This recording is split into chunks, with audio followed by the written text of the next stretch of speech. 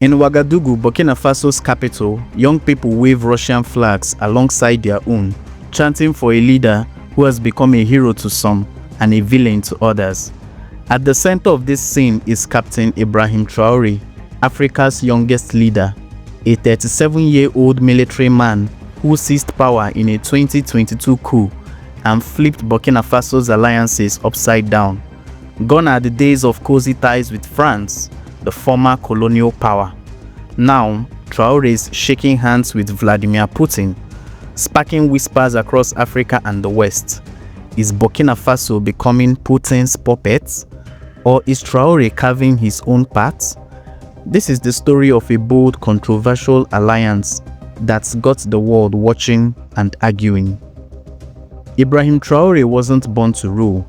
A military captain with a modest background, he stormed into power in September 2022, ousting Burkina Faso's previous junta leader in a coup that promised to end the country's spiraling security crisis. Burkina Faso, a landlocked West African nation of 24 million, has been battered by jihadist attacks since 2015, with over 2 million people displaced in what aid groups call the world's most neglected crisis.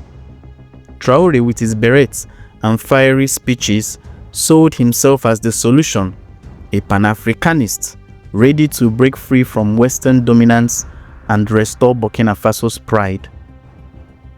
At 37, Traore's youth and charisma have made him a social media sensation, with ex-posts praising him as, quote, Africa's hope, and clips of his speeches racking up millions of views. He's called for a revolution to harness Burkina Faso's gold reserves and build self-reliance, echoing the legacy of Thomas Sankara, the iconic Burkinabe leader assassinated in 1987. But it's his pivot to Russia that raised eyebrows and sparked a firestorm of debate. Burkina Faso's history with France, its colonial ruler until 1960, is a sore spot. Decades of French military and economic influence left many Burkinabe feeling exploited, with French troops stationed in the country to, quote, fight terrorism, but delivering little success. Traore tapped into this resentment. After his coup, he expelled French forces in 2023, accusing them of failing to curb jihadist attacks. In their place, he turned to Russia, a move that shocked the West but thrilled his base. The Russia alliance kicked into high gear in 2023. At the Russia-Africa Summit in St. Petersburg, Traore met Putin, praising Russia as a, quote, strategic partner with no restrictions on military support. Unlike France or the US, Russia offered weapons, training, and even paramilitary support with no strings attached, or so it seemed. By February 2024, Traore confirmed Russian forces were in Burkina Faso, assisting in the fight against insurgents. The Russian embassy in Ouagadougou reopened after a 30-year hiatus, and Russian flags started popping up at protests in the capital. In May 2025, Traore visited Moscow for Russia's Victory Day parade, a symbolic nod to their deepening ties. At the Kremlin, he and Putin discussed more than just photo ops.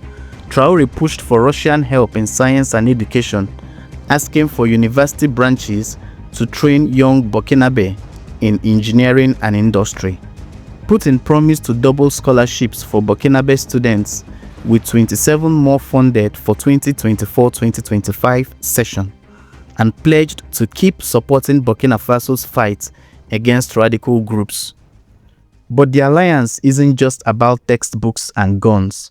Russia's got skin in the game: Burkina Faso's gold. Traore's junta set up a state-owned mining company, demanding foreign firms like Russia's North Gold give a 15% stake to the government and transfer skills to locals. Some see this as a bold move to reclaim resources.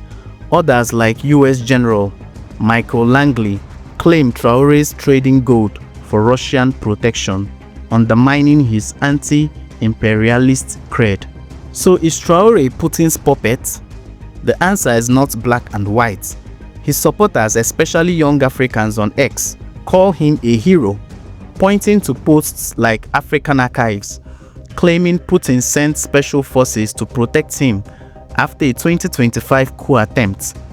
They argue Russia's support is a lifeline against jihadists and Western meddling. Traore himself has been cagey, insisting he won't beg for military aid but welcomes Russia's knowledge to educate youths and end conflicts.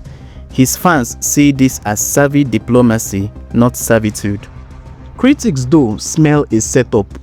French President Emmanuel Macron called Traore part of a Baroque alliance, in quotes, with Russian neo-imperialists, arguing Moscow of steering coups in former French colonies. The US echoes this, with Langley alleging Traore's gold deals prop up his regime, not the nation. Russian paramilitary groups like the Bear Brigade, deployed to guard Traore, add fuel to the fire.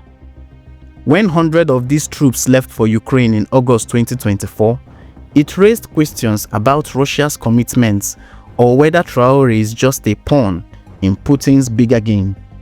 X posts amplify the divide. At African Hub hailed Russia's weapons and training as a boost for Ibrahim Traore's security, while others, like this person, framed his Moscow visits as a sign of Kremlin loyalty.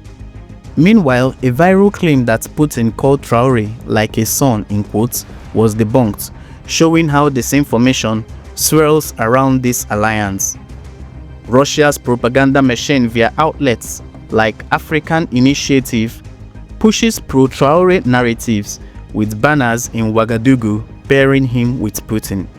Here is the rub: Traore's Russian alliance hasn't delivered the peace he promised. Jihadist attacks continue, with hundreds killed in 2025 by both insurgents and government forces. The Alliance of Sahel States (AES), formed with Mali and Niger, was meant to bolster security, but it struggled to tame the Sahel's chaos. Russia's military aid, including instructors and gear, hasn't turned the tide, and the Bear Brigade's partial withdrawal for Ukraine left gaps. Traore's critics argue he is training for Russian support risks dependency, not sovereignty. Yet Traore's defiance resonates. His gold refinery and agricultural projects aim to break Burkina Faso's reliance on raw materials, a move even skeptics admire. On X, users like Africa Stories praise his vision, seeing Russia as a partner in rejecting Western imperialism. But the violence persists, and allegations of extrajudicial arrests under Traore's regime raise red flags.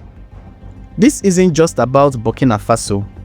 Russia's push into Africa via Mali, Niger, and now Burkina Faso is a chess move against the West. With French influence waning and US focus stretched, Putin's offering no-strings weapons and scholarships to fill the void. But unlike France's colonial baggage, Russia's approach feels less patronizing to some Africans, even if it's strategic.